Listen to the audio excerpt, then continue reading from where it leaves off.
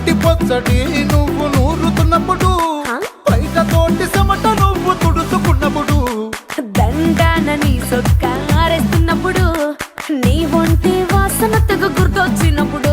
రెండు చేతులెత్తి చుట్టూ